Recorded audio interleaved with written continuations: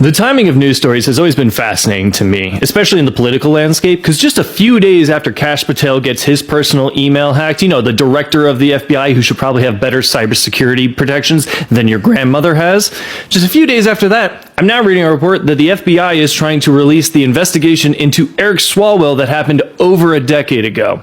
And they're moving as quickly as possible to get this out. They are hyper redacting everything they need to in order to release it. Thing is, if you remember this investigation, the end result was no charges and no accusations of wrongdoing, so it's highly unusual for the FBI to release that information on an investigation that no charges came out of it. The reason they're doing it is quite obvious. It's because they want to hurt Eric Swalwell, because Eric Swalwell is running for governor of California and has a real good chance of winning.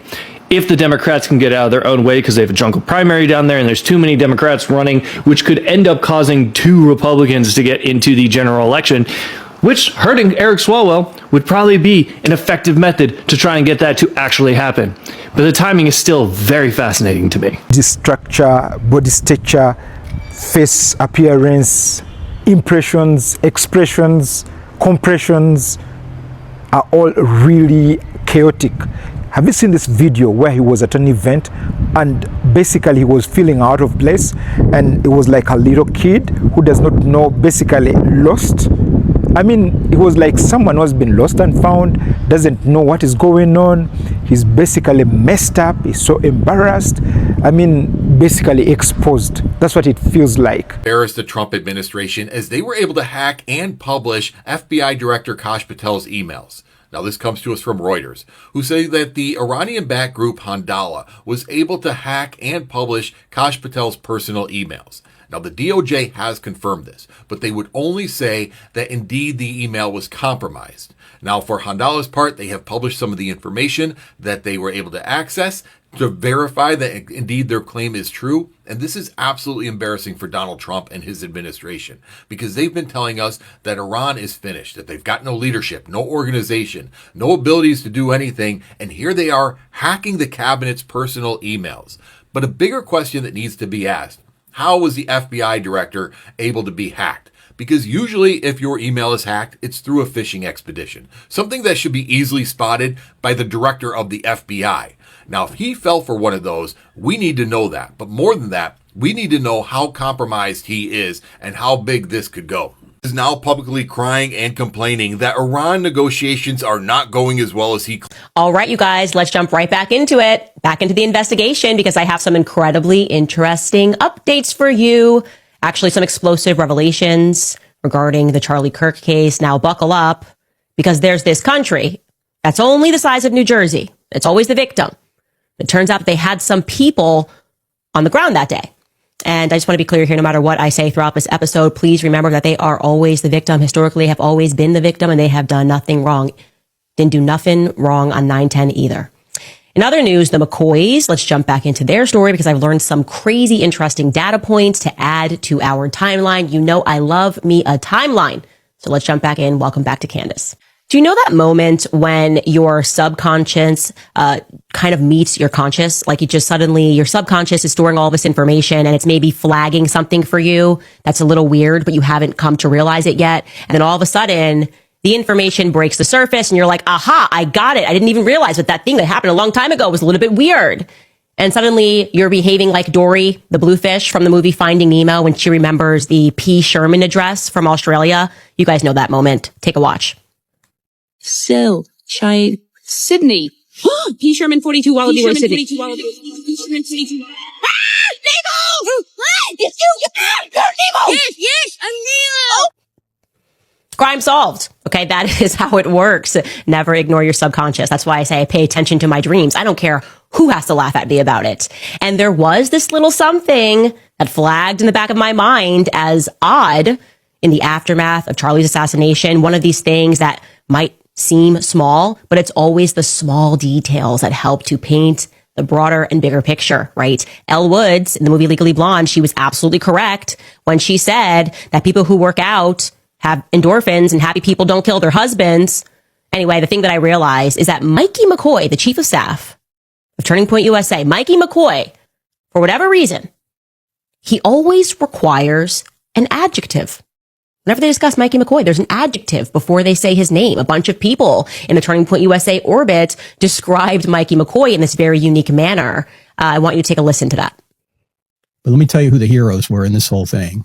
We're going to start with 23-year-old Mikey McCoy. And that's when the great Mikey McCoy showed up. And my husband's chief of staff, the amazing Mikey McCoy. My friend Mikey McCoy, the brilliant 24-year-old who at the time when Charlie was shot was 23 and was a hero that day. I used to be known as Charlie Kirk's pastor, now I'm known as Mikey McCoy's dad. He clicked into gear eventually. It was amazing. Mikey was a heroic figure on that day.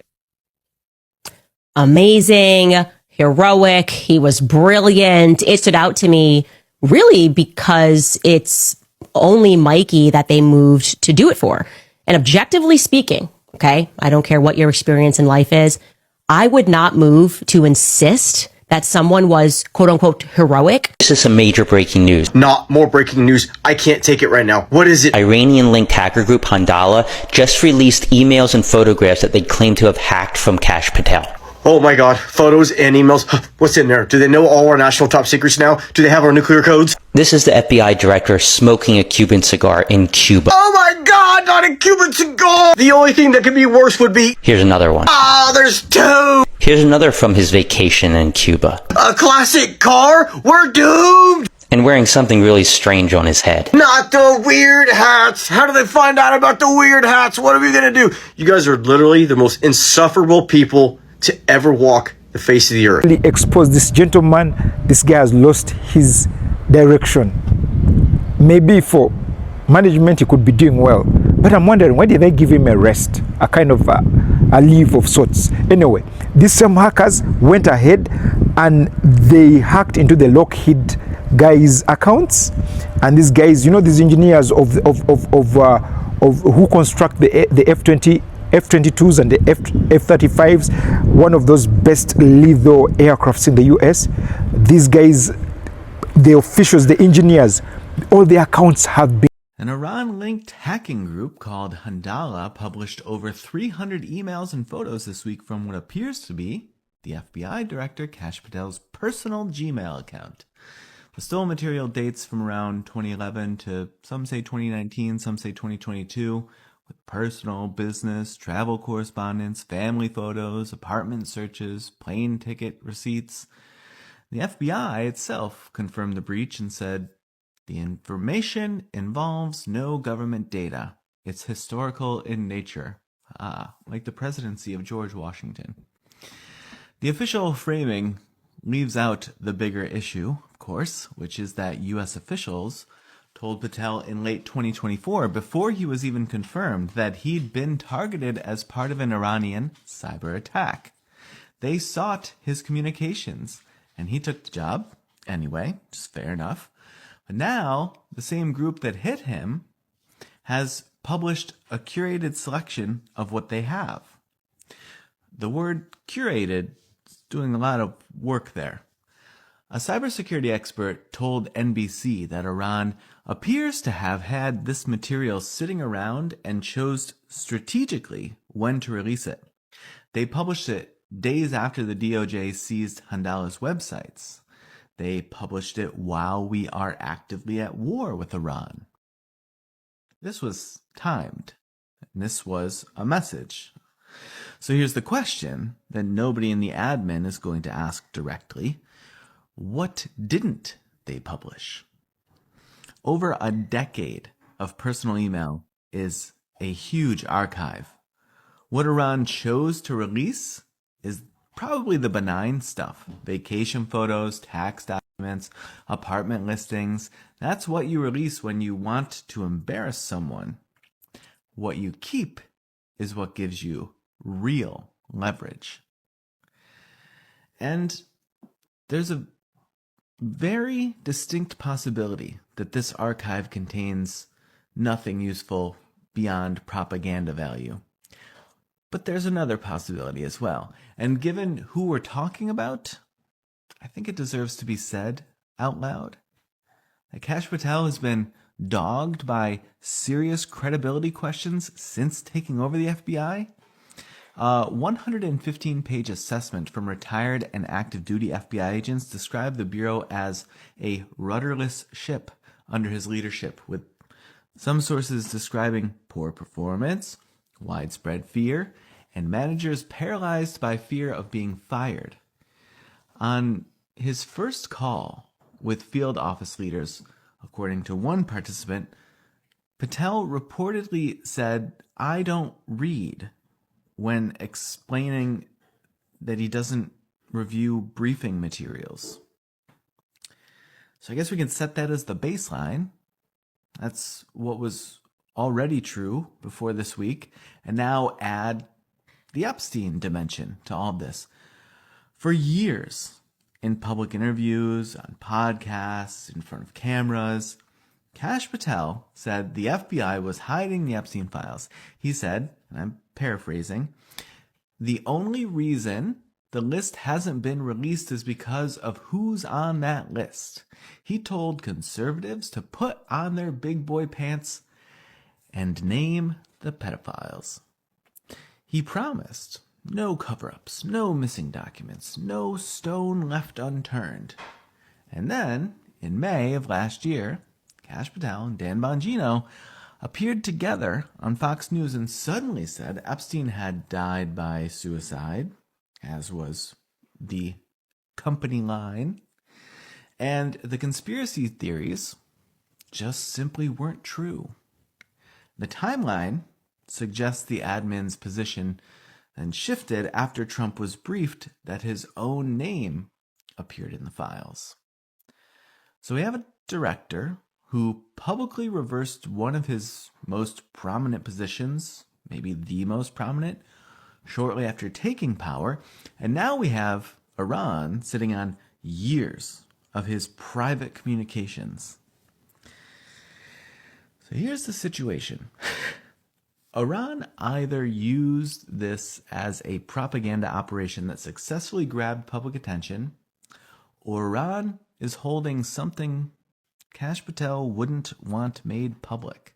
Something that, in the wrong hands, becomes a whole heap of pressure. Or a leash. We're in an active conflict with Iran, and intelligence officials have repeatedly warned about Iranian-linked hackers retaliating against U.S. officials and about the potential for attacks by Iranian-linked networks inside the U.S. And the man responsible for domestic counterterrorism, the director of the FBI, may be sitting on potential compromise. Maybe. But that uncertainty alone should be disqualifying. The FBI's job is to know when someone is being run, when someone is potentially being leveraged by a foreign adversary. They brief on this. They investigate it. They make recommendations based on exactly this kind of exposure. So, who's watching the person whose job it is to watch for this? Because right now, the answer appears to be nobody. Iran just hacked Kash Patel, our FBI director, and it's so devastating to America. You know what else would be devastating, Iran? If y'all hacked our student loans and credit reports, it will just devastate the American economy.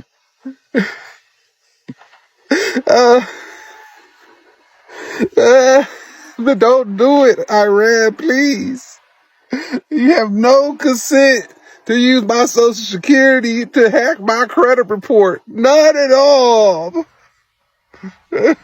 Don't mess America up with the hack. Hey, might as well release the Epstein files. Go hack that too. No, you don't understand. Our director of the FBI got hacked by Iran. Our director of the FBI, who made a huge fuss about Hillary Clinton's emails, got his email hacked. They found his account for a Gooner website, which means he made an account for a Gooner website, and he made it on January 6th, and he used it today. It's under the name Spider Cash, because that's what our fucking epic chungus alpha male FBI director likes to go by online. It's what he goes by on eBay. It's not what he goes by on his fitness app, where he signed up as a female for some reason. But they have shit going back for years. And you're probably thinking, what? No way. How did this happen? How did this guy with a totally not a spy girlfriend who uses tax dollars to party with the bros get hacked? I don't know. Maybe it has something to do with him firing the Iranian counterintelligence team days before we went to war with them. Why did he do that? Because they were involved with investigating Trump for hiding classified documents at Mar-a-Lago. But thank God we got rid of DEI, because now everything's based on merit. Apparently. Been hacked. And I'm like, what is going on? I mean, if they can hack all these guys and everything is right there, and there's even another pharmaceutical company that was hacked.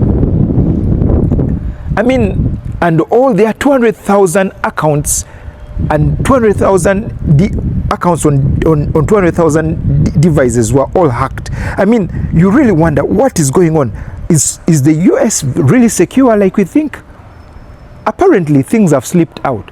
Maybe Trump needs to revise his security, revise his advisors, and probably do another Apprentice live show, sourcing for security firms that know how to protect the American citizens' data.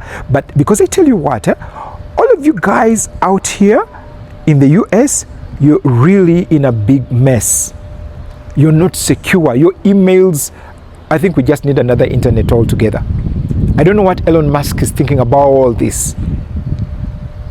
What happened to Elon Musk? Can't his group come in and do something? Oh, Doge was closed. Okay, fine. So just watch this embarrassment, and also while you check out for you. And by the way, what do you think about the state of your email? Like, seriously, your private life is going to be exposed. So I would advise you, please remove all your emails, delete them all, and put your stuff in private folders off your computers. Otherwise, you're good to go. Let me drop your comments right here. So an Iranian hacker group has claimed that it's hacked the emails of FBI Director Kash Patel. If this is true, this is just nuts. FBI Director. America, you must be so proud. Folks, let me know what you think about this in the comments. Reach into Patel's email. Yeah, Kira, so we're learning from sources that this targeted his personal email. They appear to be from Kash Patel's emails from before 2019, before his time as FBI director, though we're told that some emails were from 2022. We also have received a statement from the FBI with a little bit more detail. And in that statement, they say, quote, the FBI is aware of malicious actors targeting Director Patel's personal email information, and we have taken all necessary steps to mitigate potential risks associated with this activity. The director of the FBI had his email get hacked. Kash Patel, the director of the Federal Bureau of Investigation, had his personal email get hacked. Now, this is someone who should have, arguably, the best cybersecurity that has ever secured cybersecurity. Like, the director of the FBI. If the director of the FBI doesn't have secure email, even his personal email, then what are we even doing? As if you didn't need more evidence to the incompetency of the people that fearless leader puts into positions of power within his administration. The director of the Federal Bureau of Investigation's personal email account was hacked. That should be damn near impossible, in my opinion. I would think that there are certain people in the world, but specifically in our country, whose online presence, emails, accounts, things like that, should be darn near impenetrable. That list would include the president himself. That list would include the vice president. That list would include every member of cabinet, the director of the FBI, the director of the CIA. Certain individuals who have access to secret, top secret, and higher Oh, my stupid brain's not working. Security clearances. That's the word I'm looking for. You would think that anyone above a certain level of security clearance would have damn near impenetrable online presence. But we don't. We don't. The director of the FBI had his emails get hacked. What are we even doing? Hacked! His personal email. The FBI director, Kash Patel's personal email has been hacked. $10 million reward the FBI is offering because his email has been hacked, and they're saying it was by Iranian hackers, folks. So, folks, our FBI director's email with everything he personally ever sent has been hacked by Iranian personnel. Folks, this is bigger than we think it is. Could you imagine what's on there? Could you imagine? Folks, again, this is bigger than we think it is, especially if the FBI is offering a $10 million reward for this, folks. This is crazy. And, with this technology, that we have now, this could happen at any time. It could happen at any time. What do you guys think in the comments? This is crazy. Kash Patel just got his email hacked, and his photos are now going everywhere all over the internet, including very personal photographs and information like his offshore bank accounts and offshore homes and other personal 3-letter organization things. Could have happened to a nicer guy, but this makes me ask a question. Why are all of them using Gmail? It's like none of them ever try to use anything encrypted. There's never any concern about it at all. We just gonna use just regular emails. Dudes start working for the FBI and make emails like FBI123 at AOL, CIA67 at Gmail. I'm very serious. His photos are all over the place. And Kash, you've been doing a lot of traveling. I wonder who is paying for that. Kash, we already knew you was definitely on the chopping block, but this right here, you might as well line that neck up right now. Because when all the stuff in these emails gets out and does its rounds, you gonna wish you would have just did your job in the first place. Anyway, Rip Bozo. Grown man, by the way. Don't believe me? Watch this. Hey, Kash, see you in Valhalla. Kash Patel, the FBI director, has had his personal email account hacked by Iranian hackers, and private images and conversations have been leaked. Now, there's a bunch of posts about this online, and the mainstream media are having an absolute field day about this. But hold on for just one moment, as I will explain why I personally don't believe this is entirely true. When an official is appointed to a high-level government position, particularly in areas like national security, intelligence, or an executive branch, a full comprehensive digital security process is always conducted on that individual. Security experts conduct a thorough audit of an individual's existing digital presence. They identify potential vulnerabilities and exposure points that could be exploited by adversaries, then begin a process of securing personal accounts. Personal email and social media accounts are either secured with very advanced protections or, more often than not, deleted entirely. Personal devices are also examined for malware or spyware or security compromises. Now, the official is also provided with secure government-issued devices, secure email accounts, and communication systems. Officials such as Kash Patel will also have their very own dedicated security team monitoring their devices and digital footprint around the clock. And this is really important to understand. Government officials and security and intelligence agency members do not use consumer email services such as Gmail for business communications. For classified information, they use secret Internet Protocol router networks and joint worldwide intelligence communication systems, both of which are highly secure, proprietary closed networks that are physically separated from the public internet. So because of this, I find it extremely unlikely that his email address was really hacked and data has been leaked. I'll let you in on another little secret here. Security professionals within the intelligence agencies will also very often set up dummy accounts to bait adversaries in, and these accounts are purposely there to provide misleading information. This is done to mislead hackers and adversaries as to what's really going on behind the scenes. This also provides a forensic trail for them to understand who is trying to hack into government systems. So do not always believe what is plastered across social media and the mainstream media by cybersecurity professionals who are not aware of how the silent hand works in the background. 2026 timeline is so fucking cooked, man. Tell me how our head of FBI gets hacked by Iran, and somehow I'm happy about it. I want to know, Iran was minding their business. Trump, he went in, he felt that he had to go and bomb them and start a whole war. And then people around say, listen, we don't bother nobody. Come talk to us. You don't want to talk to us. Iran, they don't talk. They just put action behind stuff. I want to know how the hell Iran, they hacked Kash Patel email. If Iran can hack federal classified emails, what about we the people? What about this regular citizens? This is why technology, nobody's safe. People want to be fucking with people. They want to hack into people's phones and emails and all kind of shit. And then one day it could turn around and be you, and then you're not going to like it. But how did we get here? How did we get here? People with Iran fighting, they died. And Iran is like, listen, come talk to us like civilized people.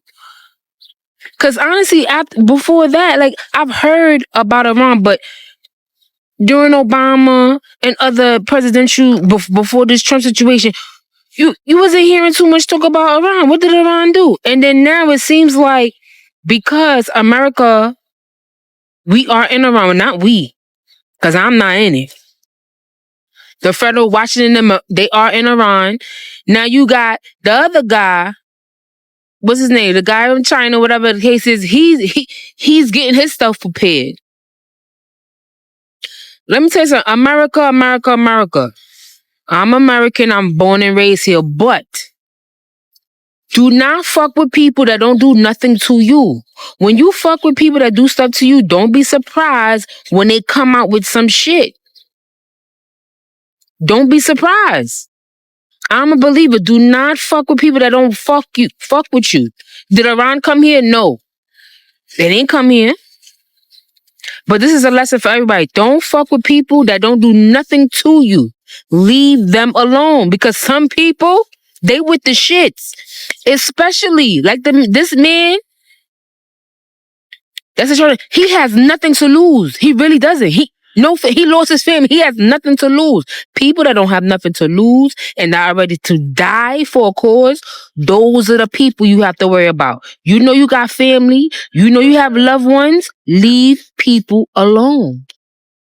Cause I don't get how you hack FBI emails. Later, y'all. Thank you for watching Great Minds Blacks.